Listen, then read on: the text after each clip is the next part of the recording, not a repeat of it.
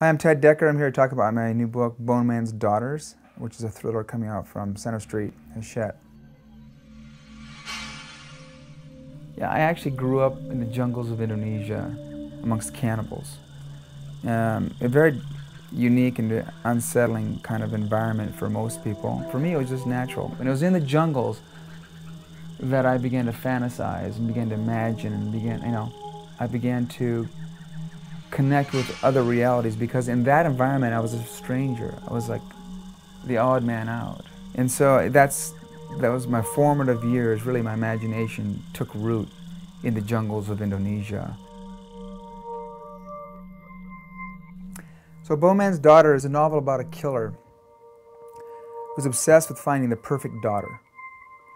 And so he abducts young women, and when they fail to meet his expectations, his demands, his standards for the perfect daughter, he kills them, and he does it by breaking their bones. All of Texas is horrified by this prospect of this killer that's breathing down their necks.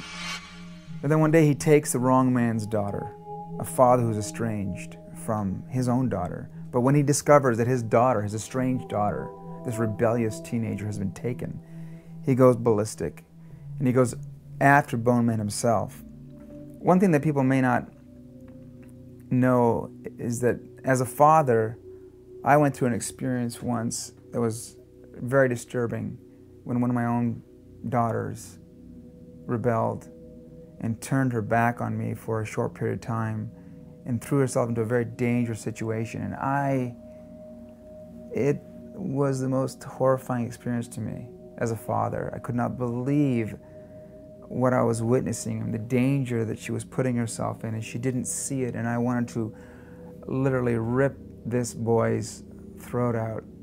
Not really, but I felt that way. I felt this incredible rage toward this person who was presenting danger to her. And I think a lot of the emotion that is in this book comes from my own experience.